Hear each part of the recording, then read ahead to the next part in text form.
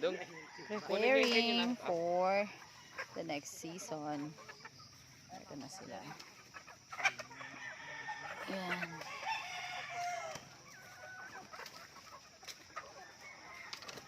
Yan yung mga gagamitin natin. Medyo nire-ready pa sila. Yan. Dadali na natin sila sa breeding farm.